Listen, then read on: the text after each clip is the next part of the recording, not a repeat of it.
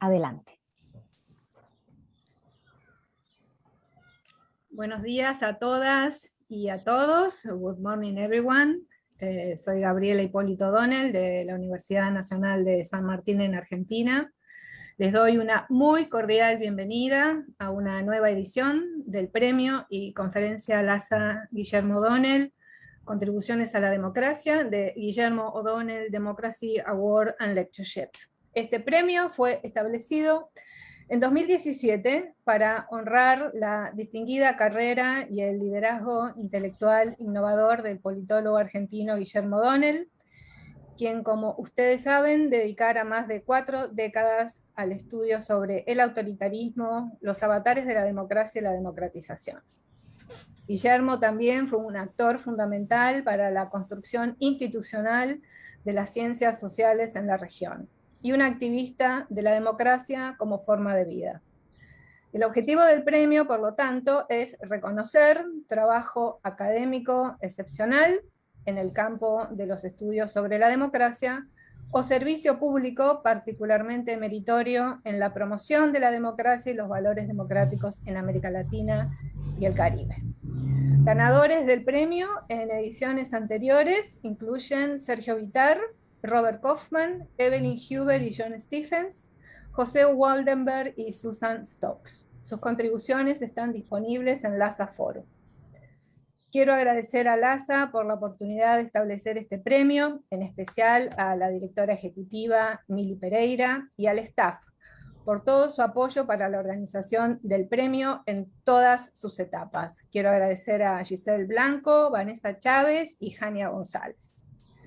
Agradecemos al comité de selección de esta edición del premio, la sexta, Evelyn Huber, Santiago Anria y Rosana Castiglione, y al co-chair del comité, Jesús Tobar. En este agradecimiento también incluimos a todos los miembros de comités anteriores que, como este, dedicaron tiempo y esfuerzo desinteresadamente para que el premio sea un éxito. Y así también muchísimas gracias a quienes han contribuido financieramente al endowment del premio.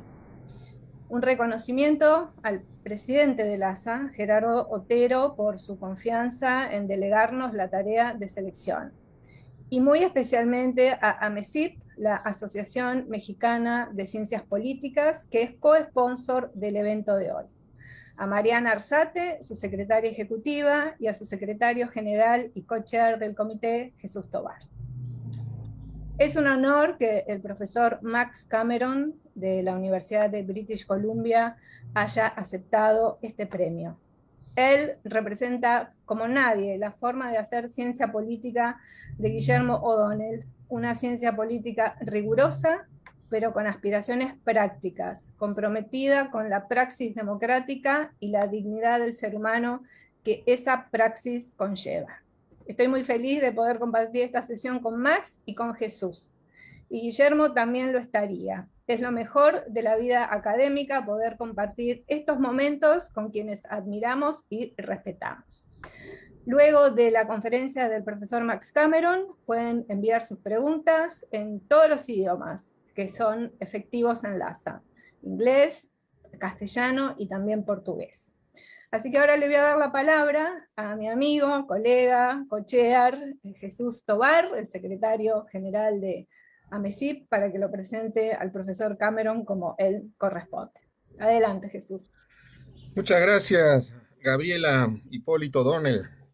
Es un placer, nos has dado la oportunidad de coanfitrionar este premio, entonces te estamos muy agradecidos. Siempre eres una colaboradora frecuente de la Asociación Mexicana de Ciencias Políticas.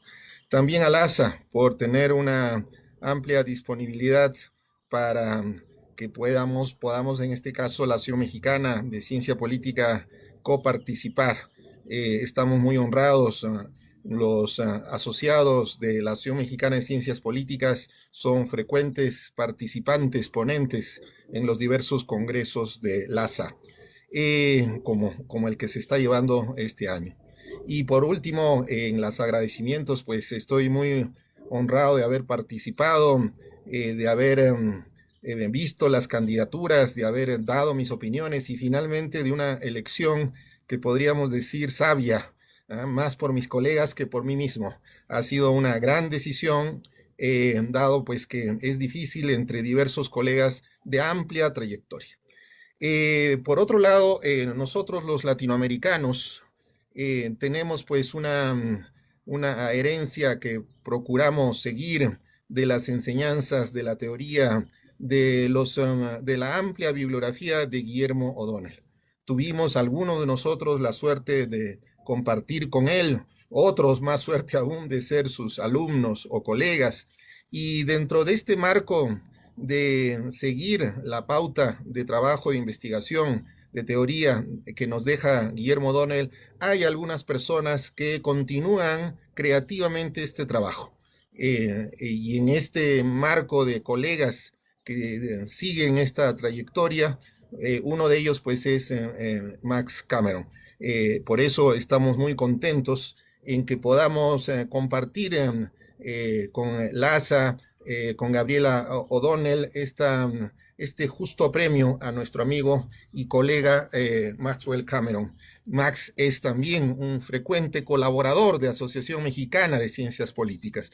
Así es que las redes, como dicen, el mundo es un pañuelo, las redes académicas, las influencias, los marcos teóricos en torno a Guillermo O'Donnell nos vinculan en esta ocasión. Paso a dar una reseña de nuestro premiado, el profesor Maxwell Cameron, quien es profesor del Departamento de Ciencia Política y de Escuela de Política Pública y Asuntos Internacionales de la Universidad de British Columbia, donde también es director del Centro para los Estudios de las Instituciones Democráticas. Antes de estar en la Universidad de British Columbia, ha enseñado en la Universidad Carleton en Ottawa y es doctor en ciencia política por la Universidad de California, Berkeley. A través de su carrera académica, el profesor Cameron ha ostentado muchas visitas prestigiosas, como en la Universidad de Yale, en el Colegio de México, en el Centro de los Estudios Mexicanos Norteamericanos en la Universidad de California, en San Diego, en el Instituto Kellogg, en el Instituto Peter Wall para Estudios Avanzados, y recientemente, en el 2020, fue nominado visitante distinguido en la Asociación Canadiense de Estudios Latinoamericanos y Caribeños. Entre sus numerosas publicaciones, voy a mencionar las más recientes. Tenemos a Democracia y Constituciones Fuertes. Voy a mencionarlos en sus títulos en inglés como corresponde y las publicaciones en castellano. Strong Constitutions, de la Oxford University Press, 2013, Political Institutions and Practical Wisdom, Oxford University Press, 2018, New Institutions for Participatory Democracy in Latin America, 2012, y bueno, pues está ahí en prensa, como decimos en castellano, en el horno, el libro de Challenge to Democracy in the Andes, Strong Men, Broken Constitutions and Regimes in Crisis. Próximo a salir este año. Esperemos tener pronto este libro. También Max ha contribuido no solo desde la academia, sino desde la promoción de la democracia en el Centro para los Estudios de las Instituciones Democráticas. Ha sido profesor, cofundador del Instituto para Legisladores Futuros, un programa que prepara aspirantes a congresistas para el servicio público. También ha sido asesor político de la OEA en elecciones, en observación de elecciones en Perú, y ha fundado la Red de Investigación de la Democracia Andina. Max es un comentador frecuente sobre política en los medios y también es consejero para la elaboración de políticas públicas en temas como reforma electoral, compromiso ciudadano, representación proporcional, innovación en participación y defensa de la democracia en América Latina. Bueno, entonces esta es una pequeña reseña, nos demoraríamos mucho más tiempo en completar toda la larga trayectoria de Max. Enhorabuena, Max, y te esperamos en México, tú sabes. Muchas gracias, Jesús. Muchas gracias por tan generosa introducción. Y gracias a Gabriela, en particular, por decir que Guillermo hubiera sentido feliz por ese premio, porque la verdad es que cuando me contaste que había ganado ese premio, lo primero que sentí era cierta tristeza. Sentí la ausencia de Guillermo, que ha sido tan importante para todos, y yo hubiera gustado si él hubiera conocido ese premio. Así que muchas gracias a ustedes, muchas gracias en particular al comité, que sin yo saberlo me nombraron y con la sorpresa de que me eligieron para ese premio. Estoy sumamente agradecido.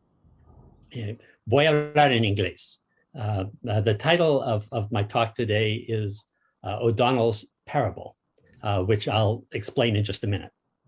But first, I want to acknowledge that I speak from the traditional, ancestral, and unceded territory of the Coast Salish peoples, including the Musqueam, the Squamish, and the Tsleil-Waututh First Nations. The dispossession of indigenous peoples is ongoing throughout the Americas. And as a settler, I acknowledge the damage inflicted by colonialism and the need for reconciliation. This can only occur, I believe, within the framework of a strong constitutional democracy. And this award has special meaning for me because I can fix the date that I became a political scientist to the moment when, as an undergraduate, I first read Modernization and Bureaucratic Authoritarianism. And from that day forward, as Luis Tonelli once said, I didn't just want to be like O'Donnell, I wanted to be O'Donnell. David Collier had edited The New Authoritarianism in Latin America, which was a whole discussion of O'Donnell's work. And that led me to Berkeley, where I was fortunate as a graduate student to enjoy the company of an extraordinary cohort of students working under David's mentorship. I returned to Canada to teach at Carleton University and took a detour into the NAFTA debate. And so it wasn't until around 1996, 97, during a fellowship at the Kellogg Institute at the University of Notre Dame, that I finally had the chance to meet Guillermo. And I attended his seminar on democratic theory. And that set me on the path to today's talk. I found Guillermo full of surprises. I remember, for example, him complaining that institutionalism had gone too far in political science. Now, here was someone who more than anyone else had shaped my thinking about institutions, and he was saying we'd gone too far. He was interested in democratic theory. And as a student of Max Weber, he insisted it had to be realistic and sociologically grounded. I liked that. He'd just written a brilliant critique of theories of democratic consolidation, which suggested that the existing literature was teleological. That was a surprise, because I assumed Guillermo would be a major contributor to that literature. He taught us to think of democracy, liberalism, and republicanism as three distinct traditions, often mutually reinforcing, but sometimes in tension. Liberalism in particular, he argued, was counterintuitive outside the established democracies of the Northwest quadrant of the world. One of the most vivid lessons that Guillermo taught us came in the form of a parable. And I like to use this parable to think about the ways in which our understanding of democracy has evolved since the transitions in the 1980s, through to the debates on consolidation and delegative democracy in the 1990s, to Latin America's left turns, starting roughly around the year 2000 into the early 2010s, and finally to our current moment of polarization and democratic dysfunction. I hasten to add that I don't claim that O'Donnell would agree with anything that I'm about to say, and I regret that he's not here to subject my arguments to his penetrating criticisms. Instead, I draw on a forthcoming book that Jesus just mentioned called Challenges to Democracy in the Andes, Strongmen, Broken Constitutions, and Regimes in Crisis. I've edited this book with Grace Jaramillo and a terrific group of collaborators, and Lynn Reiner is publishing it a little bit later this year. So let me begin with O'Donnell's parable. He asked us to imagine two cities, and I know that Guillermo and Gabriela loved traveling in Italy, and I imagine he had in mind places like Florence or perhaps Siena with its fresco, the allegory of good and bad government in the Palazzo Pubblico. And he asked us to imagine there's a kind of Hobbesian war of all against all going on in one of the cities, a war probably caused by tensions between the rich and the poor. And after years of suffering and destruction, the citizens come together and agree to stop killing each other. Guillermo called this a mediocre agreement, but he didn't mean by that to imply that it was unimportant, because once the agreement was reached, the denizens of the city returned to their daily lives, and then something marvelous happened. Agriculture grew, commerce expanded, the arts and cultures thrived, political associations multiplied. In short, the city flourished. And seeing this, the second city decided to adopt the institutions of the first. Now, the question that Guillermo asked the class was, would the result be the same? Would the second city flourish just like the first? This is an important question, and as a master teacher, Guillermo didn't directly answer it, but he left it to us to think it through. Perhaps one answer comes from a certain kind of liberal institutionalism. I'm really thinking here of the work of someone like Francis Fukuyama. In this view, institutions confer benefits on societies, and societies compete with one another to capture these benefits by importing better institutions. Some societies win out over others. In this view, the winners are typically the West, whose institutions confer benefits unattainable to societies organized on the basis of non-Western habits and customs.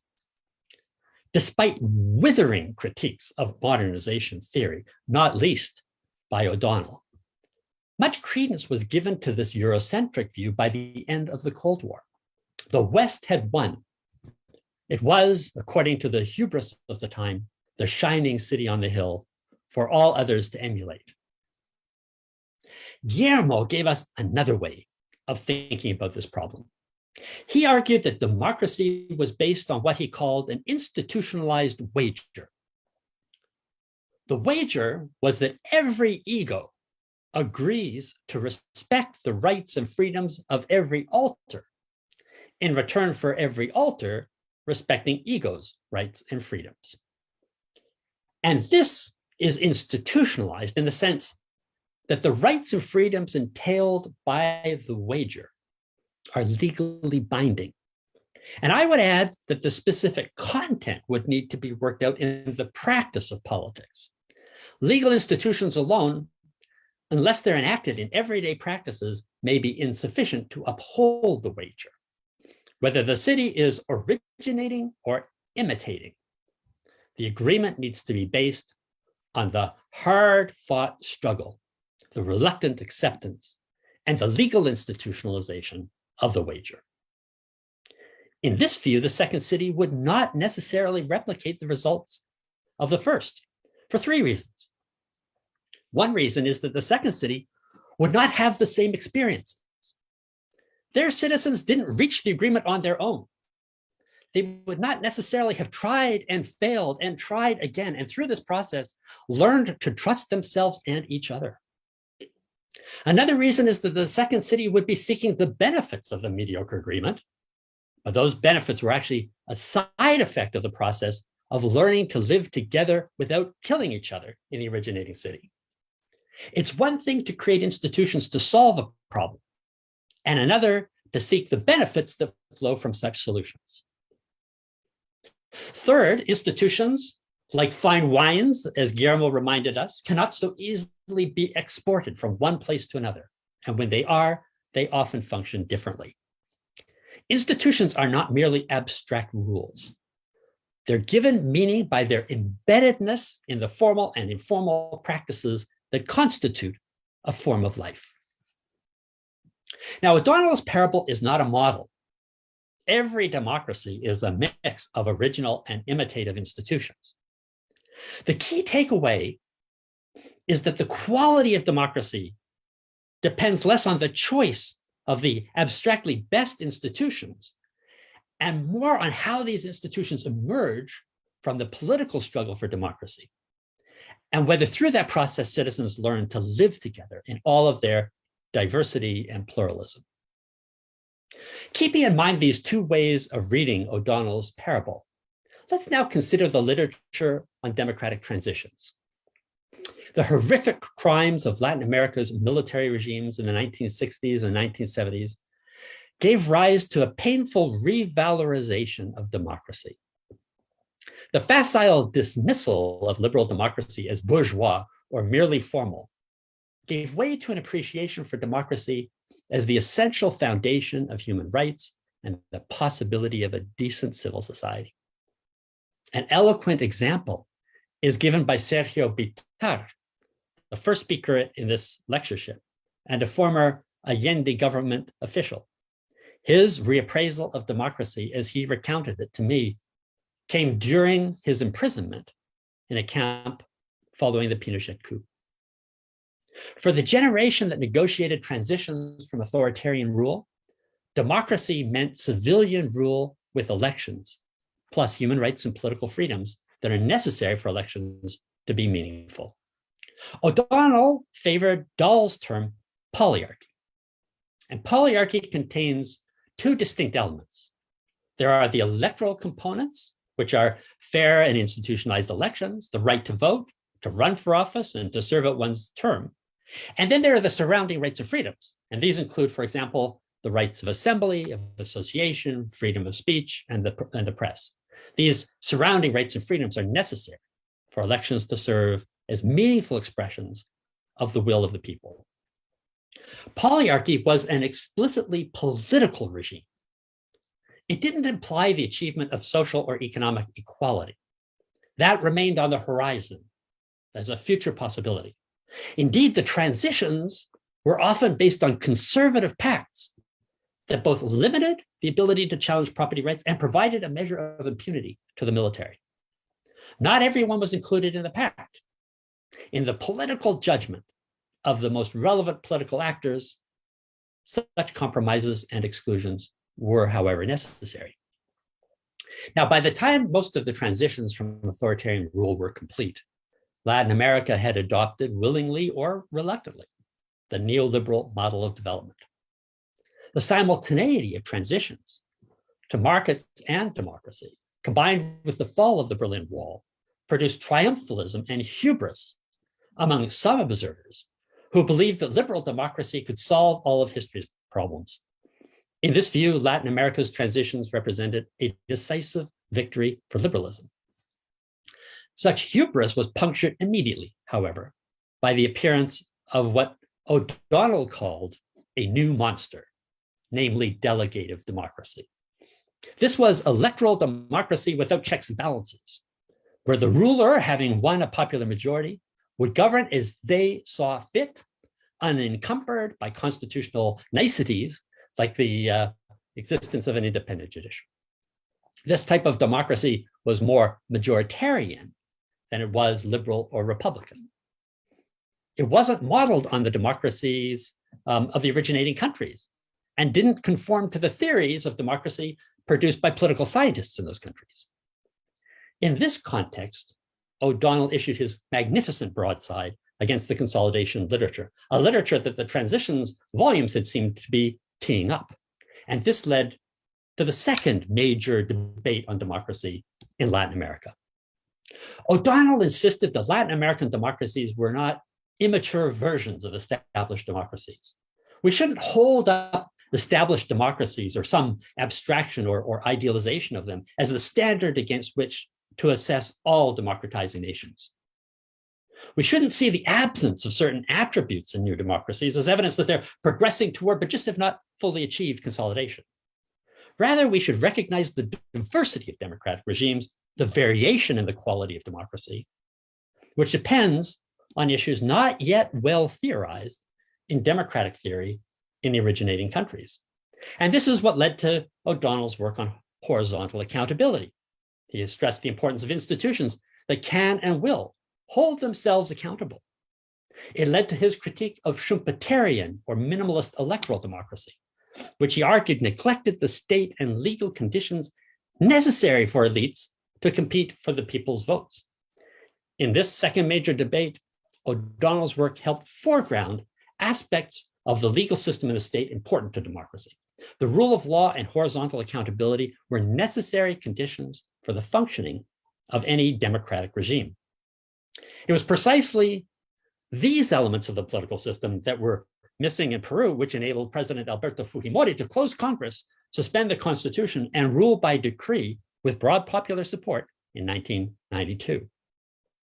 As a close observer of Peruvian politics at the time, it became clear to me that democracy could be destroyed not only by coups, but also by the undemocratic behavior of democratically elected politicians. Liberal institutionalists framed the problem as the rise of illiberal democracy and suggested that perhaps democracy was less important than liberalism. But in Latin America and elsewhere, liberalism has often been aligned with authoritarianism. We need to democratize liberalism rather than promote liberalism at the expense of democracy. Just as we began to understand these issues, the terms of the debate shifted once again. Latin America's left turns, beginning with a wave of popular mobilizations and culminating in a pink tide of electoral victories for the left, produced a revolution in participation, which included attempts at refounding Republican institutions by means of constituent assemblies. We move beyond an appreciation of the delegative nature of rule as one subtype of democracy to the realization that the democracies that had emerged in the pacted transitions of the 1980s were too exclusionary, insufficiently participatory, and in many respects, colonial, patriarchal, and racist. Without robust mechanisms of representation, many new democracies retained oligarchical features. Clearly, the mediocre bargain needed to be updated. A familiar slogan of this period called for democracy itself to be democratized. At the same time, the Bolivarian revolutions exposed the risks associated with the kind of concentration of executive power that can occur when Caesarist democrats or demagogues seek to undermine the separation of powers and perpetuate themselves in office. Bolivarian movements filled the void created by the collapse of formal or informal systems of elite pacts. But their greatest weakness lay in their failure to recognize the crucial importance of loyal opposition in any constitutional arrangement. They brought about inclusion, but often at the expense of democracies surrounding rights and freedoms. Again, from the vantage point of liberal institutionalism, Latin America's left turns seem like a return to the bad old days of populism and authoritarianism. Some scholars argued that these left turns were fine, provided the left was social democratic and market friendly, but the bad left was authoritarian and statist. Others argued that certain outsider populists were responsible for the rise of a new post-Cold War type of hybrid regime, namely competitive authoritarianism. Both of these literatures offered important insights. For example, Jorge Castañeda noted that it was precisely the old left, often the traditional Communist Party, that was most likely to have moderated under democracy because it had felt the weight of repression during military rule. The literature on competitive authoritarianism reminds us of the importance of a reasonably level playing field for the opposition, or quite simply, the importance of opposition in any system based on the alternation of power or of public office. But if I may borrow a phrase, our focus on populism has gone too far. Leaving aside the fact that we lack a solid definition of populism and that the concept is now just applied indiscriminately to diverse cases. All too often, the literature on populism holds up liberal democracy as the normative standard against which to assess Latin American experience. As Joe Faulraker and I have argued, and in this we're echoing both Ernesto Laclau and O'Donnell, populism is almost invariably a reaction against oligarchy. The persistence of oligarchic modes of rule gives rise to populist mobilization. This doesn't prevent populists from accommodating to oligarchic modes of rule or oligarchs using populist mobilization. We know better than to expect coherence from populism. But I want us to think actually about the role of liberalism in all of this. Representative government without strong and autonomous popular sector parties and organizations is as oligarchic as it is democratic. Liberal democratic institutions have always functioned differently in Latin America, precisely because of the great inequalities and colonial legacies in the region. Liberalism means something different in Latin America. The persistence of populism tells us that Latin America continues to suffer from deep inequalities, neglect, marginalization, informalization, absence of government intervention to provide for the welfare of the public, all, of course, issues exacerbated by COVID-19. Is it really hard to understand why voters might reject elites and support populist outsiders in a country like Peru, where people were literally dying because the rich were hoarding oxygen for profit before and during the pandemic? The careening, to use Dan Slater's term, between populist mobilization and oligarchic modes of rule has generated intense polarization. And this brings us to the current moment in politics. Today, I believe that the debate on democracy is entering into a fourth phase. The Bolivarian movements have largely run their course. Evidence of this is that Chile is attempting to change its constitution according to procedures intended precisely to avoid the mistakes of Bolivarian constituent assemblies. Perhaps rather unlikely proposal to convene a constituent assembly in Peru would follow a similar path. Autogolpes are still possible, maybe even in the United States. Certainly the storming of the Capitol on January 6th of last year was an attempted autogolpe. In two cases, Venezuela and Nicaragua, authoritarianism has derailed democracy completely. But a more widespread problem is democratic dysfunction caused by social media fueled hyperpartisan polarization, disinformation, and corruption, including the corruption of common knowledge. Indeed, I would say that the new monster that we face today is not just elected politicians who behave undemocratically. It's politicians, whether elected or not, because often they're the losers, who weaponize social media to deceive and gaslight the public in ways that politicize and weaken democratic institutions for corrupt purposes. Politicians who weaponize social media to deceive and gaslight the public in ways that politicize and weaken democratic institutions for corrupt purposes. This is a problem rooted less in institutions than in practices. To some extent, of course, polarization and politicization have always been a feature of Latin American politics. One has only to think of the late Douglas Chalmers' beautiful essay on the politicized state in Latin America, or O'Donnell's essay, State and Alliances in Argentina. If we perceive the region to be more polarized today, that is in part because the Washington Consensus is broken down. The period of the Washington Consensus represented a sort of specious depolarization of the region. The technocratic and managerial ethos of neoliberalism suppressed polarization at the expense of politics. Today, we're living through the globalization of polarization. One of the new aspects of the current polarization is the manipulation of social media by powerful and globally networked political and economic forces. I hasten to stress that polarization is not all bad. A measure of polarization is healthy in a democracy. It means there are real choices, real alternatives on the table.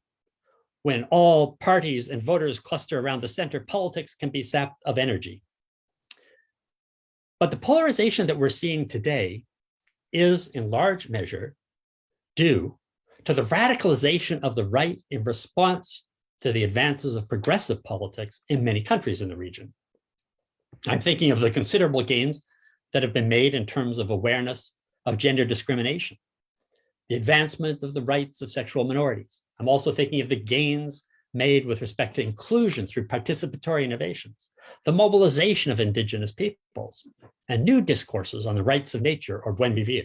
I'm thinking about opposition to extractivism, and so on. All of this is deeply threatening to privileged elites who are seeking to defend traditional hierarchies and power relations by attacking gender ideology or by using the fear of Chavismo to defend the status quo. Now, the defense of traditional hierarchies, the defense of the status quo, that's not a crime. The problem is that the meaning of democracy has become so contested that it becomes possible to destroy democracy in the name of democracy.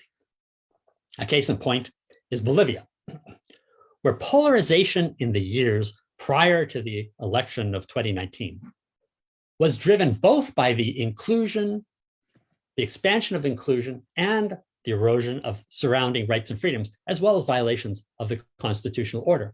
This produced a backlash that led to the unconstitutional removal of Evo Morales from office.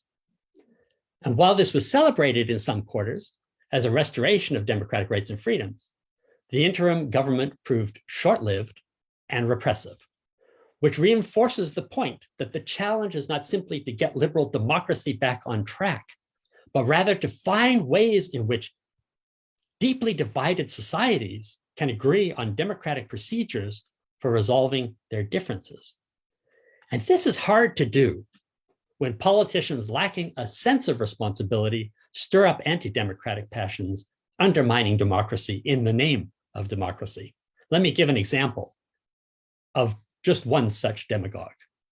Consider the Andean Trumpism, to use a phrase of Cesar Hildebrand, the Andean Trumpism of Peruvian presidential candidate Keiko Fujimori, who narrowly lost the presidential runoff election in June 2021 to Pedro Castillo. She claimed baselessly that the election was stolen. Now you might say, newsflash, politician caught lying. But she was doing more than lying. She was gaslighting. She led a well-funded and organized effort to overturn an election based on the false claim that the election had already been overturned. She mobilized an army of lawyers to challenge systematic fraud, demanding the annulment of hundreds of thousands of votes. Her claim was that there was an international leftist conspiracy to deny her election. And the evidence she produced was that she had lost by wide margins in the poorer rural areas of Peru, while she won, of course, by wide margins in Lima. Peru's electoral authorities conducted a normal election, and neither local tribunals nor international observers found evidence of systematic fraud. And yet it cannot be said that Peru has institutionalized elections, because elections are no longer decisive. When elections are decisive, when the votes are counted, the campaigning stops. Fujimori refused to accept her loss. Instead, she used baseless allegations of wrongdoing to build a political movement in the streets, in the armed forces, and in the media, positioning herself as a bulwark against a geopolitical plot by international communism. And 85% of her supporters, 65% of the country at large, came to believe that there were signs of fraud in the election. Fujimori's behavior was not criminal, but the fact that it was widely supported by her political base and powerful allies in major institutions tells us either that some voters were ignorant and misguided, or they were prepared to deny the right to vote to other voters, or both. The effort to deny votes was a kind of attempt to deny reality. I use the term denial in this context much in the same way as one might talk about climate denial or COVID denial or science denial. It's an affront to the institutionalized wager. It did more than expose the deep divisions in Peruvian society, which we already knew about, divisions based on class, ethnicity, and geography. More importantly, it exposed a racist unwillingness to accept the legitimacy of an electoral majority based on votes from the South and Central Highlands, just as Trump had challenged votes in Atlanta, Detroit, and Philadelphia. And these same people who wanted to overturn a legitimate election now bitterly opposed the idea of a constituent assembly because it would violate the Constitution. So it's not that there are different knowledges and cultures at work here. The difference is between knowledge and deception, culture and corruption. It's the function of institutions to enable citizens to distinguish between common knowledge and fake news. Without this distinction, neither our freedoms nor our obligations are even intelligible. But the institutions that create common knowledge have been assaulted with the aim of delegitimating them for corrupt purposes. In Peru, as in the US, institutions survived, but just barely. And not before damage was done to the electoral authorities, not before officials were subjected to threats and intimidation, not before the politicization of the armed forces, the proliferation of hate speech, attacks on indigenous people, and above all, not before a great shadow of doubt was cast over the electoral legitimacy of the winner. In short, the threat to democracy today comes not just from coups, self-coups, or presidential aggrandizement. And it's less a consequence of institutional design than it is of political practices. It comes from demagogues who undermine the institutionalized wager for corrupt purposes. Let me end by returning to O'Donnell's parable. I've been contrasting two pictures of democratization in Latin America over the past several decades. In one, Latin America adopted the liberal democratic institutions of the West, which are the best, if not the only form that contemporary democracy can take. In this view, the persistence of populist authoritarians in preventing these institutions from functioning properly is causing backsliding, autocratization, and contributing to a global democratic recession. Obviously, aspects of this picture are accurate, but I believe it's excessively pessimistic and misdirects our attention from deeper problems. An alternative view, which I find both more hopeful and realistic, is that Latin American transitions to democracy in general marked a critical step toward O'Donnell's mediocre bargain. But the specific content of the institutions that would emerge was always contingent. The hope was that a strong agreement on the importance of electoral components of the regime would anchor the surrounding rights and freedoms necessary for elections to be meaningful. On this point, the jury is still out. Decades of democratic rule have allowed for significant progress toward more inclusive regimes and the expansion of citizenship. In some cases, it's precisely deeper processes of social democratization that have caused the unraveling of exclusionary pacts. This can contribute to undermining democracy, as in Venezuela. It can generate the kind of backlash and polarization that's occurred in countries like Peru, Bolivia, and Brazil. While on balance, the region is more democratic today than in the past, democratic deepening has intensified divisions that now threaten the core electoral practices of democracy. I believe that O'Donnell's vision of a citizens' democracy, that flourishing city, remains the most promising prospect on our horizon in Latin America and globally. But the history of democracy shatters any illusion of linear, progressive, institutional change or convergence. Democracy is always a struggle.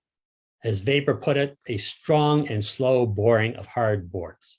Its gains are hard won and never fully secure. Beware of placing too much reliance on institutions and laws. They are the institutionalization of the wager, not the wager itself. One very final reflection is in order to return to the land acknowledgement that I made at the start of this talk. It's important to recognize that citizenship is always contested and exclusionary. The medieval and ancient cities that we associate with the origin of democracy excluded slaves and women. one could imagine another chapter in O'Donnell's parable. In this further telling of the story, the flourishing city might become so powerful and prosperous that it begins to occupy new territories. It displaces and then attracts populations from other cities. Perhaps citizens in the originating city move to other lands and bring their institutions with them. That indeed is how settler colonialism works. In this further telling of the story, there would be a need for reckoning with harms inflicted on non-citizens, outsiders, future generations, and nature. For those excluded and marginalized, autonomy or even exodus might be preferred to acceptance of the wager. And yet I retain the belief that deepening democracy and expanding citizenship is the best path forward if our goal is to decolonize our institutions and break out of the picture of ourselves in which we are imprisoned. But that, unfortunately, will have to be the topic for another talk. Thank you very much for listening, and I look forward to your questions and further reflections.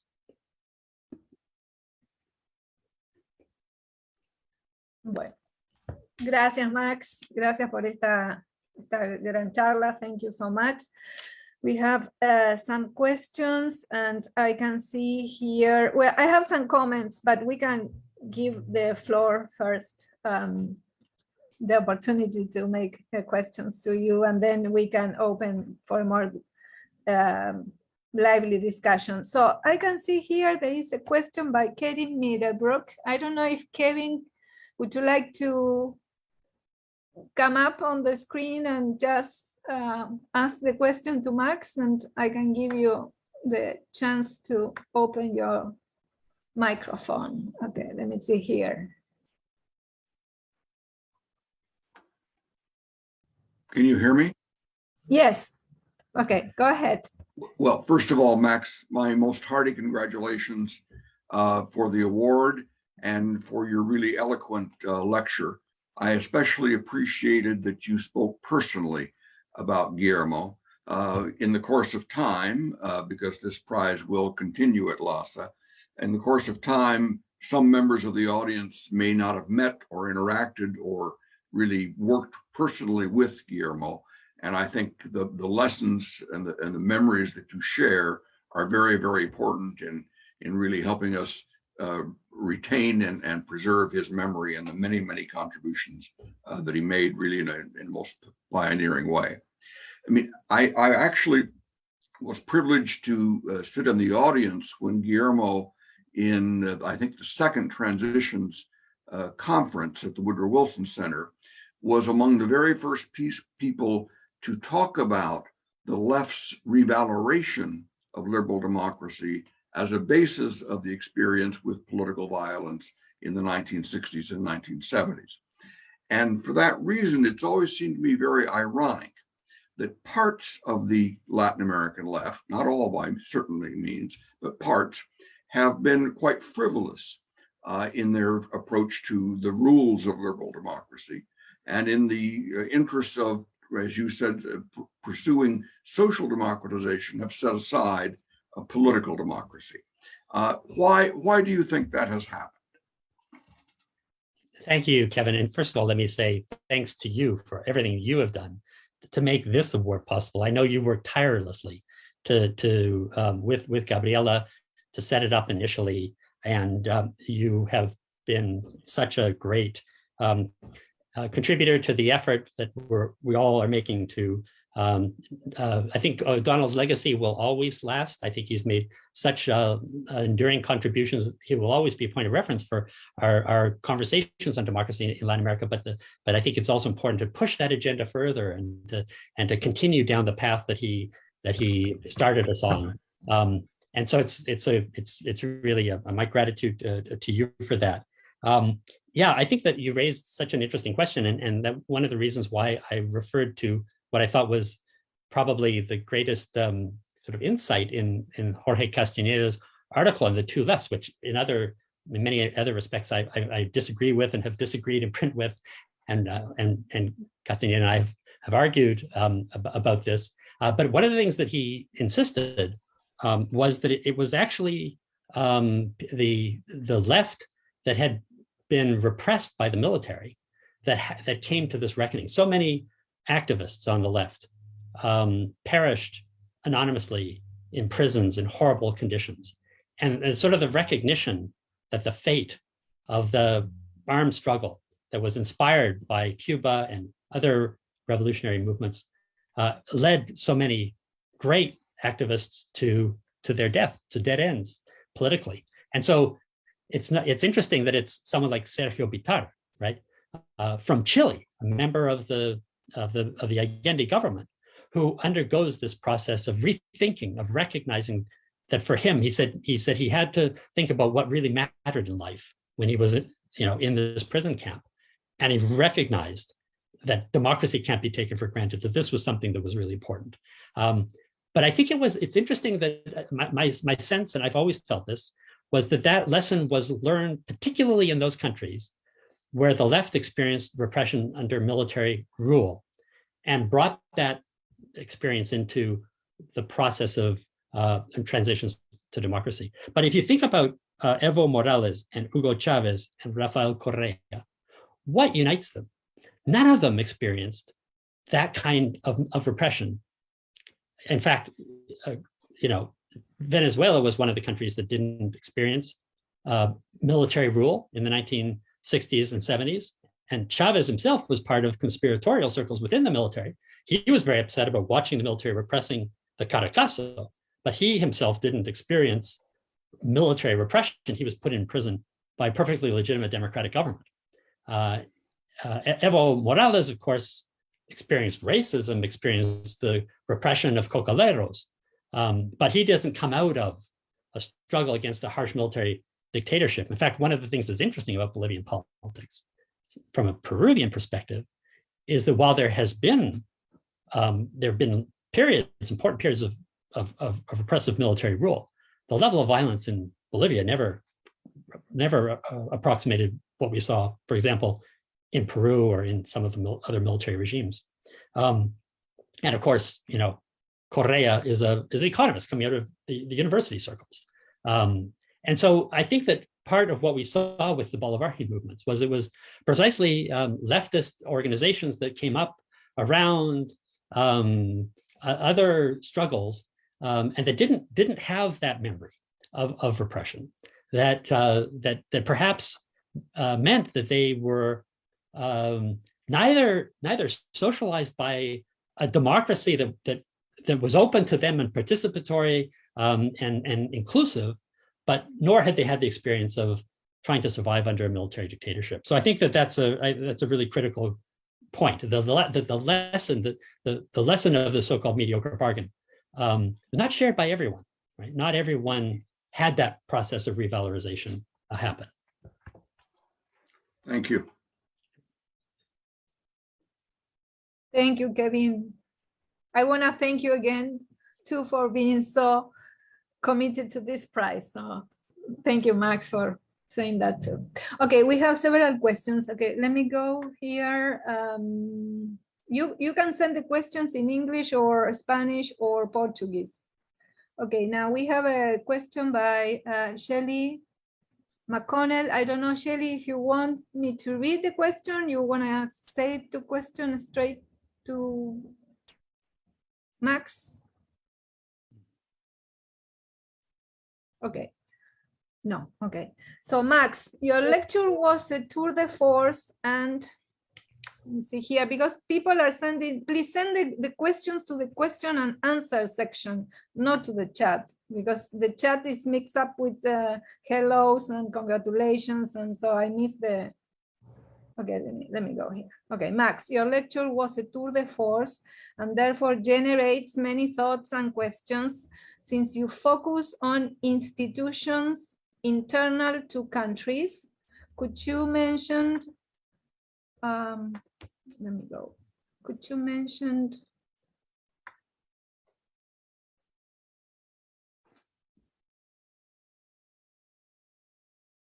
let me see. Could So you that's- comment on international support for democracy and whether international norms matter or simply skid across the surface of local cultures? Right. So thank you for that. And Shelley, formerly at the Carter Center, and I were involved in the process of supporting the effort to create an Inter-American Democratic Charter that came out of the Quebec City Summit in 2001, and just had its 20th anniversary. And there's now a Summit of the Americas coming up.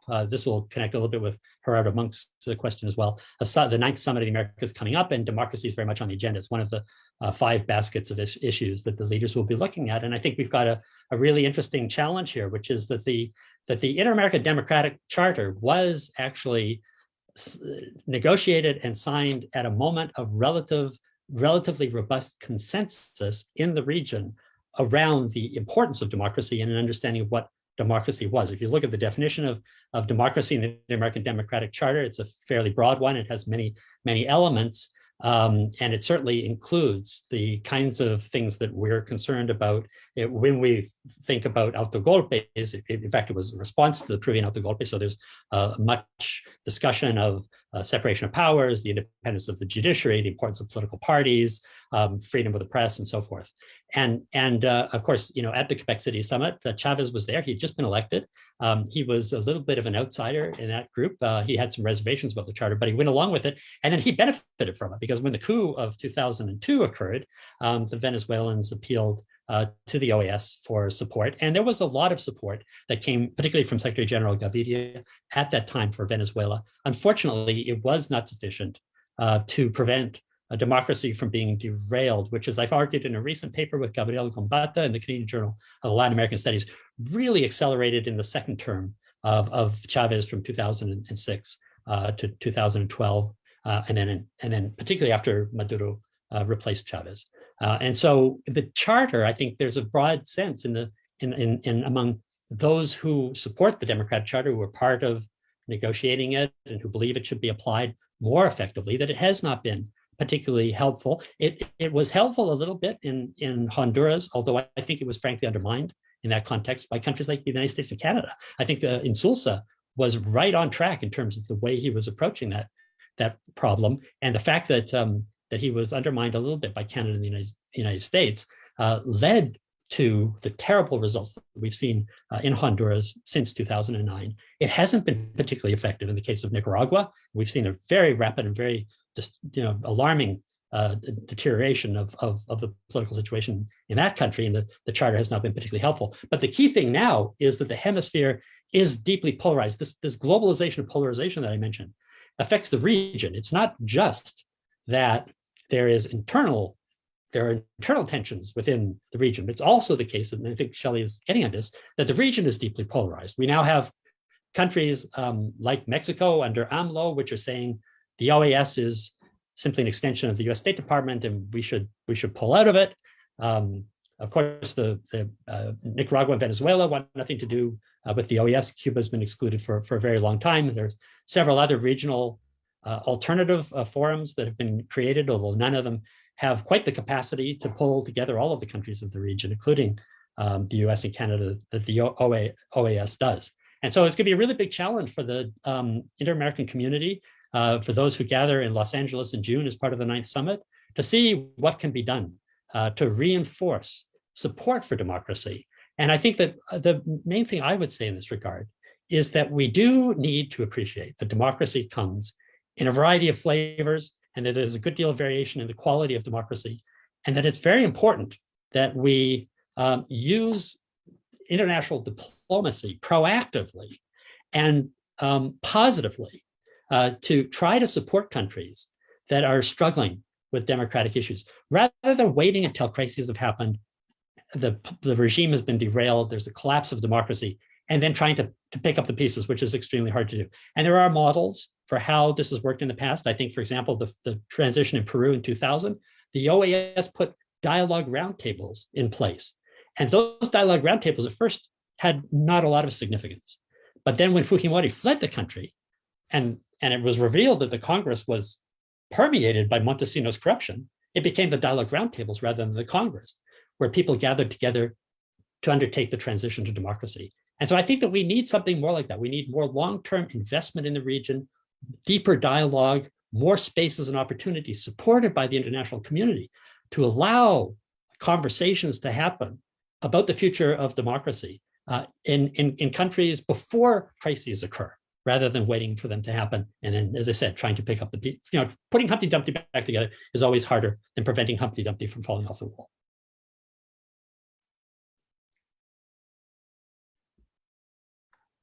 Thank you, Max.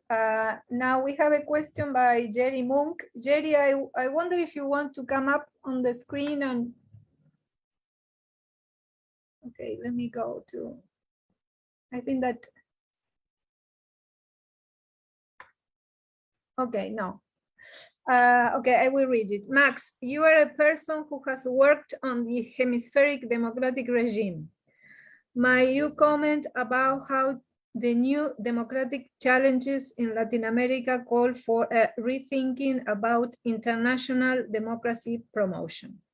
Yeah, okay, good. I see you're there, Jerry. Okay, well, he's gone. So if you wanted to elaborate on that, I would welcome that. I mean, I think, a real challenge that we face is polarization. And so how can the international community help to address problems of polarization? It's a big challenge, but I think that the goal is to refuse horizons, right? If you think, the way I think about polarization is, if you imagine looking at the Earth. If you look at it from the North Pole or the South Pole, you're going to get different perspectives. If you send satellites out around the Earth, you can diffuse. You can fuse horizons again. The polarization is a kind of a diffusing horizon. It's seeing the world only from one perspective. So the challenge is, how do we create spaces or opportunities for people to engage in meaningful dialogue and conversation where they come to understand and accept the legitimacy of the other? And of course, this is very, very hard to do in the context of the sort of social media landscape that we're operating in, right? So it's social media, by virtue not only of the way that the attentional economy works, but also the business model of the platforms, fosters fragmentation, and it fosters echo chambers and bubbles where people are only talking to other like-minded people, and they can reinforce one another even in the craziest views. And we really see an enormous amount of that happening, particularly in countries like Brazil. Brazil's got a huge problem with this, and the critical thing is, of course, that, and why it's such a problem in Brazil, but also in the United States and some other places, it's been that the leaders have fostered this. So the first thing to do to stop this kind of polarization is to get rid of leaders like Bolsonaro, right? I mean, as long as Bolsonaro's in power, you're going to continue to have the gaslighting of the public. In fact, if I could, I'll just go back. I'd like to take a quote from Bolsonaro that's in the written version of my talk, in which you see exactly what gaslighting means. Hang on just a second. He's talking about the possibility of a fraudulent outcome of the election in Brazil, and he says, hang on a second. He says that he's warning Brazilians that he could not permit the existing electoral system to remain in place, and that there could not be elections that create doubts among voters, citing unproven claims of electoral fraud. In other words, Bolsonaro, like Trump, claims that there are problems with elections, that they're fraudulent, that they can't be trusted. And he uses that to undermine perfectly functioning electoral institutions. That's the kind of gaslighting that these leaders do. So it's critical that these leaders not come to power. As long as they are in power, that presents a very substantial problem in terms of polarization. And so the international community has to try to get a handle on this. It's, of course, very difficult to do. But the kinds of things, I think one of the things that the international community can and should do is to try to emphasize the importance of diplomacy, right? That one of the ways in which we diffuse tensions, both domestic and international, is through diplomacy. I think there's been a tremendous underappreciation of the value of diplomacy in recent years. Many countries that could be doing much, much more to defuse tensions. I'm thinking, of course, about the situation in Russia and Ukraine. More active diplomacy, the whole point of having weapons is to enable you to exercise effective diplomacy, not to use those weapons. You don't want to have to use those weapons. When conflict occurs, when conflict breaks out, that's the end of diplomacy. And I think what we need to do is to restore a bit of a culture at the international level of the value and the importance of diplomacy. And that does mean being willing to talk with adversaries. It means talking to people with who you disagree and learning how to do that. So international diplomacy, in some sense, I think represents a bit of a model for what we also need to practice at the domestic level, which is learning to have difficult conversations with people with whom we disagree. And of course, that's very hard in an environment in which social media is polarizing us. Jerry, do you want to speak further to this? Because I think you have more to your question. Can you hear me? Yeah, absolutely. So just bring it to some specific sort of, a lot of the work with the democratic regime in the hemisphere is due to the work of the Organization of American States.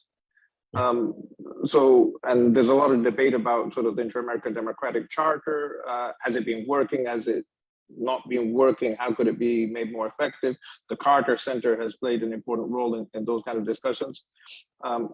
At the same time, you have a figure like Luis Almagro that's very polarizing for some circles within Latin America.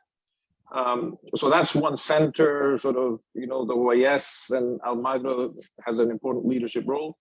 You have people like López Obrador that's trying to reboot CELAC, have a bit of an alternative to the OAS. So grounding it in terms of these institutional options that play a very important role, intergovernmental, civil society organizations. So sort of, you're talking about a dialogue, so perfectly sort of good suggestion, but sort of grounding in terms of these actors that we have in the hemisphere. You have some views on sort of steps forward, way to go forward. Well, that's a huge question, and I have been doing a little bit of work in both in my teaching with my students. In the course I taught this year on the Inter-American system, we've organized several workshops, and we've been looking at what kinds of things could be done to try to create spaces for meaningful international or regional dialogue around democratic questions. I think that something that's sort of implicit in what you're saying, the OAS has lost a lot of legitimacy, right? It's deeply questioned now, as is the summit's process and has been for some time. Canada played an active role with the Lima Group in trying to challenge the legitimacy of Maduro in Venezuela, and has supported Guaido. But now there have been elections, both presidential and parliamentary in Venezuela, and continue to support Guaido doesn't seem to make a whole lot of sense.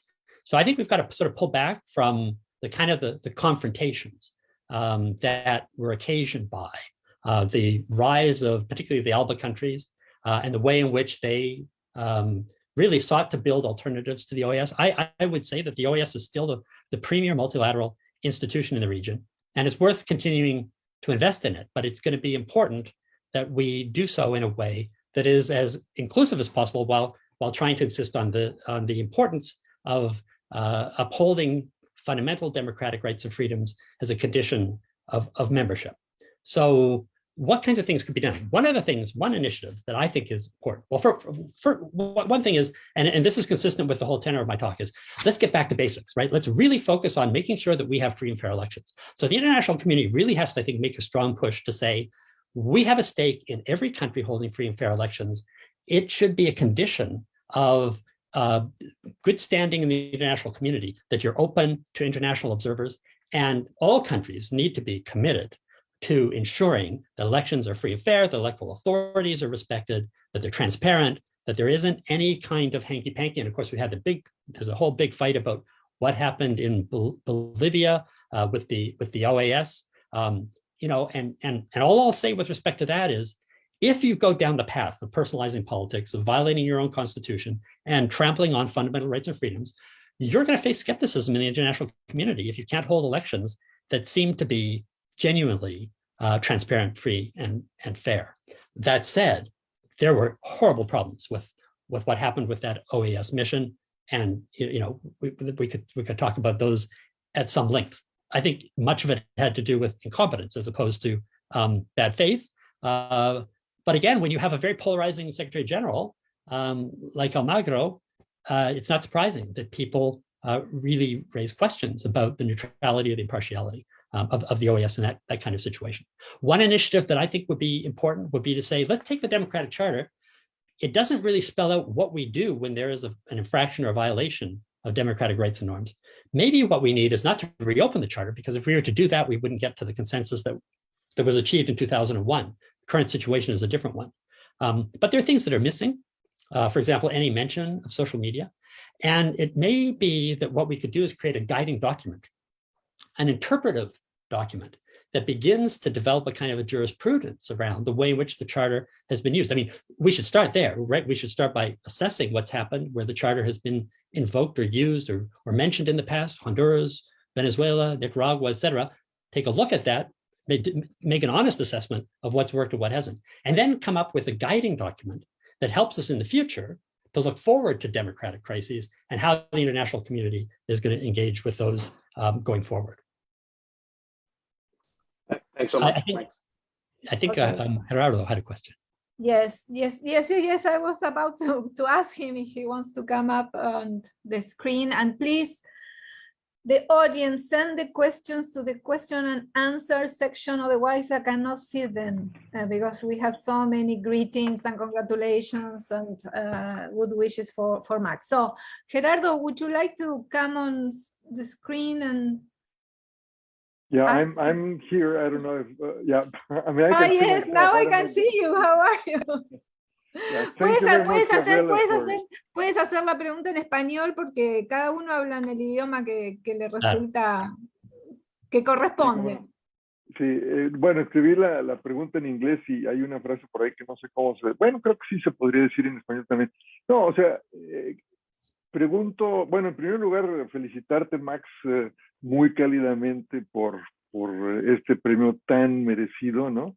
Y me encantó tu plática, pero hay un detalle, pues, que quisiera yo plantear, que me parece así una especie de elefante en el cuarto de toda la discusión sobre democratización en América Latina, sobre todo, y que es, pues, la presencia del Estado de los Estados Unidos, ¿no? O sea que en muchas ocasiones, cuando no está de acuerdo con algunas políticas de gobiernos, pues se dedica a molestar a esos gobiernos al grado de que, lejos de promover la democratización, al contrario, ¿no? O sea, promueve que los gobiernos se hagan más iliberales o de plano autoritarios, ¿no? Y planteaba en la pregunta, pues, que por lo menos desde la época de Obama, creo que ese ha sido un caso, o sea, que Venezuela ha sido un caso, y el caso cubano, pues, tiene más de 6 décadas, ¿no? En que, o sea, ha sido hostigado completamente, aislado, boicoteado por Estados Unidos. Y no sé si pudieras comentar, pues, sobre este papel tan abrumador, que me parece a mí, ¿no? Del Estado estadounidense, y cómo impacta el proceso de democratización. Thanks, Gerardo. This is a great question, and it would be a topic for a whole course, right? I mean, it's a huge topic, and in fact, there are many courses offered on precisely this on sort of the U.S. role. So, just in a nutshell, I think what I would say is, of course, the United States has a long history of intervention in Latin American politics. Goes back to the Monroe Doctrine, goes back to the last century.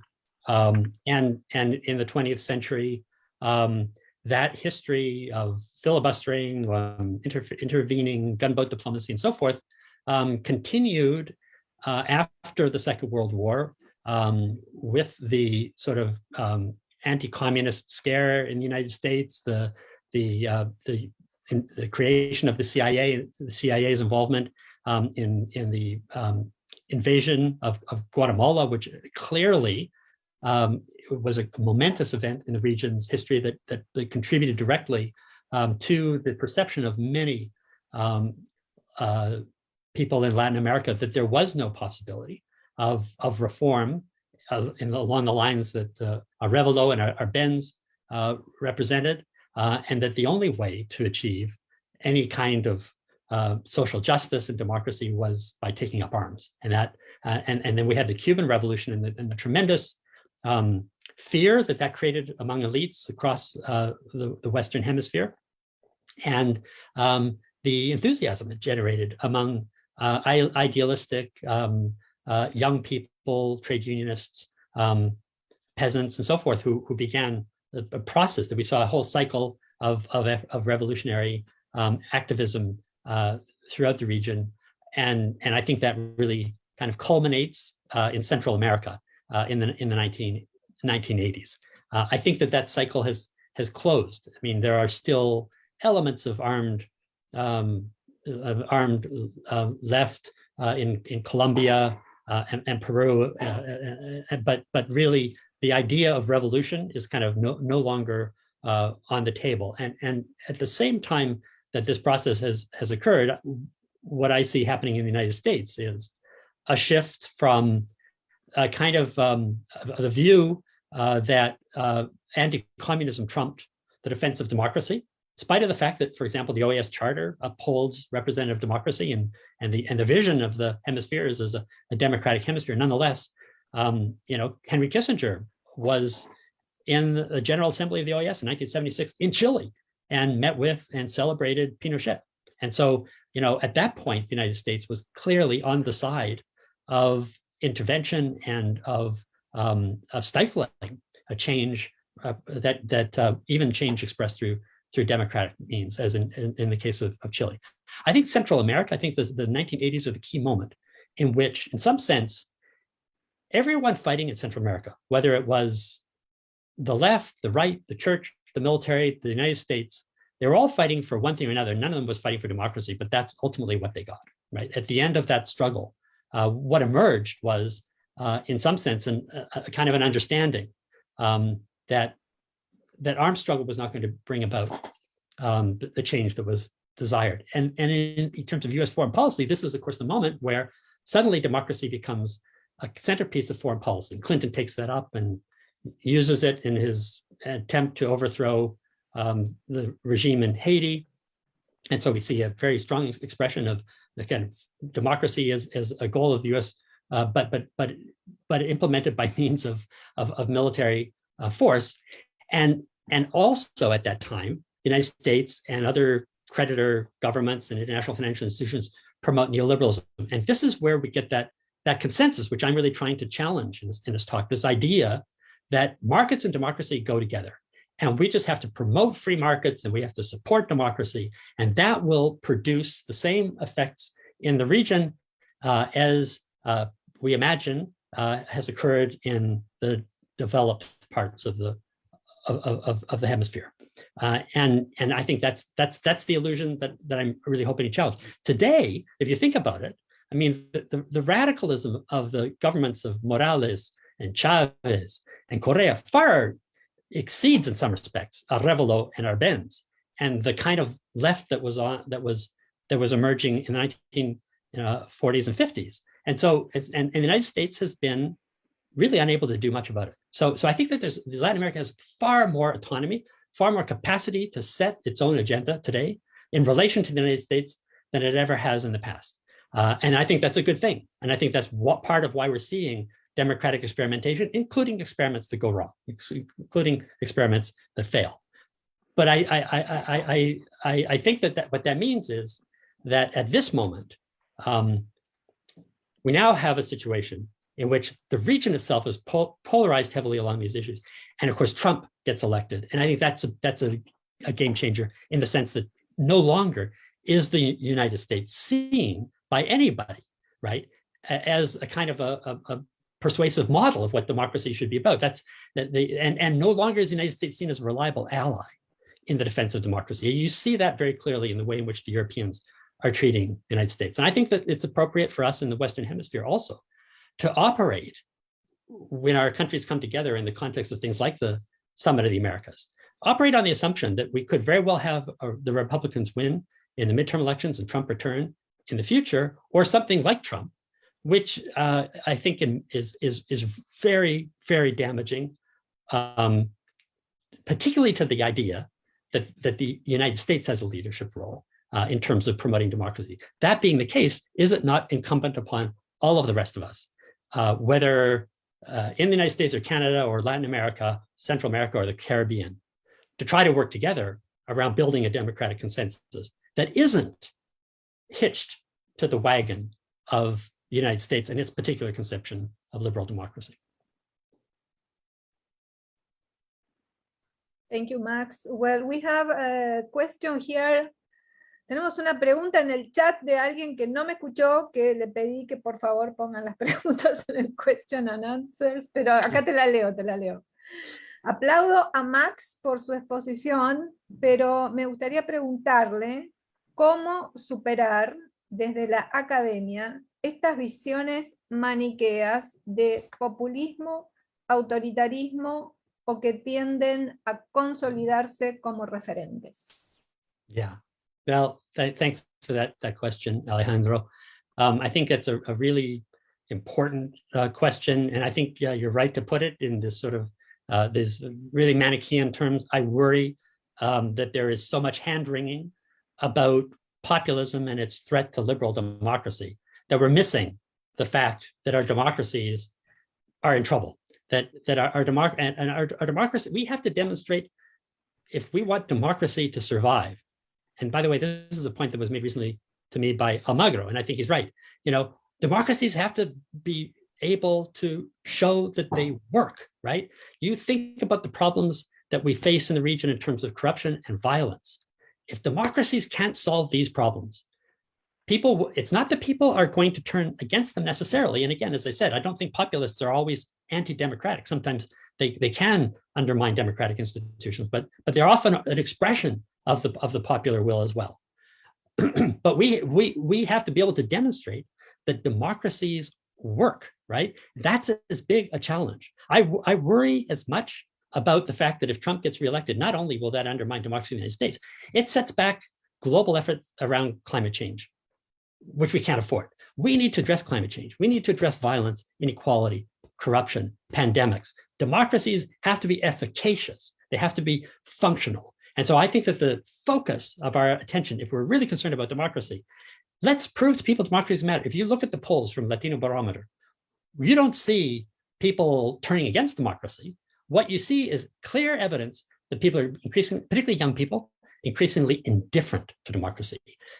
My worry isn't that democracy is going to be derailed. My worry is that it'll come to be seen as irrelevant in the face of the kinds of problems that we're dealing with in the world. Democracies just don't matter. That, to me, that's what keeps me up at night, much more than populist authoritarians, which isn't to say that that there aren't serious problems with the sort of spread of authoritarian populist leaders and so forth, but they reflect something much deeper and much more problematic. And we have to think about how we create more constructive alternatives. I'd like to see our social scientists direct more attention to those problems, perhaps, and a little bit less to this sort of defensive democracy is in recession, authoritarianism is spreading. How do we stop this? How do we restore liberal democracy? I think that framing is unfortunate. Gracias, Max. Bueno, hay una pregunta más de John Beasley Murray. Max, I don't know if you want to ask the question yourself or. Go ahead, John. Go ahead, John. No, okay, I read it. I read it, and then you can exchange some, I don't know, there is some delay to open the microphones. Okay, Max, many congrats on the prize and thanks for the talk. For me, your most interesting points came near the end in your acknowledgement that citizenship is necessary, contested, and exclusionary, and your suggestion that democracy may be inherently expansive in a manner reminiscent of what is now seen in terms of settled colonialism. I wonder if you could say more about these two tendencies: citizenship as exclusion, democracy as a rationale for colonial expansion. Yeah, thanks for that question, John. I'm not sure I have a whole lot to add. I mean, I sort of surprised myself at landing there in the talk. I wanted to sort of tie together the land acknowledgement and make it meaningful, and I wanted to reflect a little bit on how we know that historically citizenship, we think about ancient Greece, excluded women and slaves, and we think about the ways in which citizenship today is denied to migrants. We also, I think, need to reflect on our relationship, our broken relationship with nature, and how we are so challenged if we think about democracy as a system that sort of allows the public to deliberate and reach decisions on how to act. It's anthropocentric, right? That is, it's always going to be a response to the will of the people, and that tends to be the people now in whatever community we live in. It's not future generations. We have a huge challenge in terms of thinking about what our duties are to future generations and ensuring that our democracies are built in such a way that we can accommodate the needs of future generations. Likewise, we have enormous difficulties in our relationship with First Nations. And I would say that I mentioned a minute ago the importance of diplomacy. You know, it may be that what we need to do is to say, for those of us who are very much participants in the form of life in which democracy is constituted through elections and parties and so forth, that perhaps our relationship to those who prefer autonomy and self-determination should be a diplomatic one, where we allow for that autonomy. We've seen Bolivia going down the path of encouraging, allowing for autonomy, or for something more like municipal autonomy, or exodus, that is separation or some kind of cohabitation. Canadians know all about those kinds of conversations.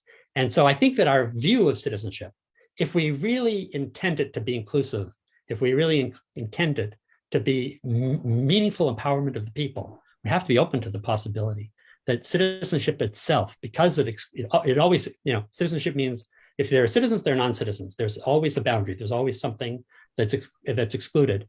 We have to think about that, our relationship to that which is left out, and how do we incorporate that into politics? But that's a huge question. As I said, it's for another talk. I'd like to work more on this and welcome suggestions on how to do so.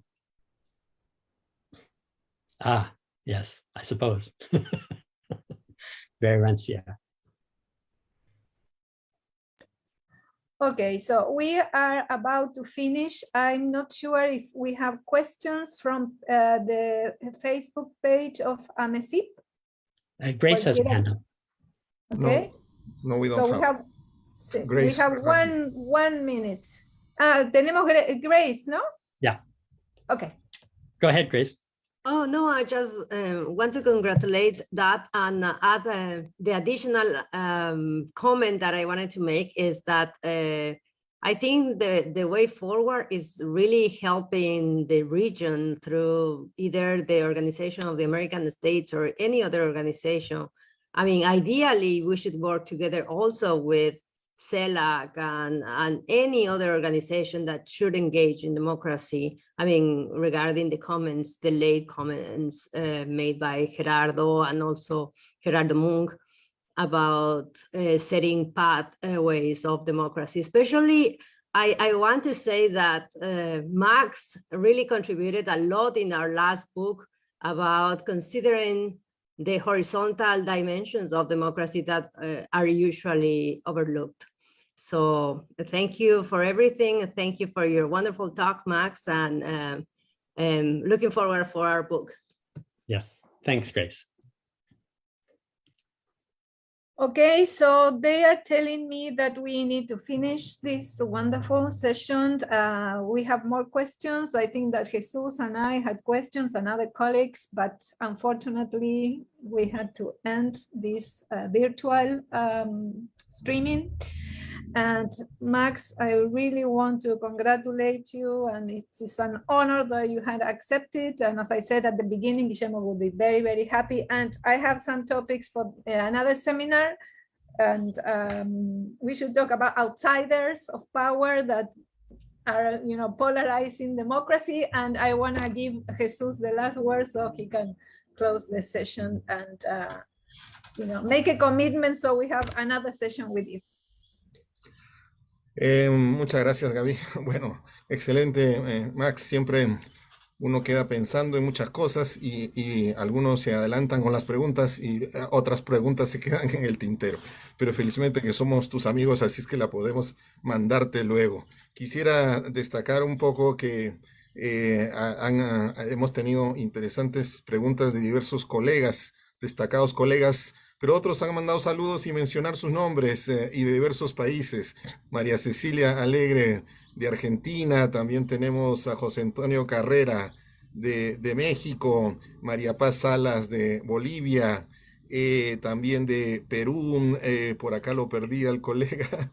Bueno, entonces hemos tenido saludos de diversos países de América Latina y el Facebook de AMECIP ha transmitido en directo esta brillante conferencia, así es que pues esto es una conmemoración, pero a la vez una celebración, y gracias, Max, por acompañarnos y seguir con nosotros a través de los desarrollos en tus ideas y del próximo libro que esperamos presentarlo, si fuera posible, en México. Adelantamos una invitación para presentarlo en México. Muchas gracias, Max. Muchas gracias, Gaby. Muchas gracias, LASA, Milagros Gracias Pereira, por hacer posible todo esto. Muchas gracias a todos. Gracias a todos los que participaron. Gracias. Muchas Gracias a todos. Okay. Hasta la próxima.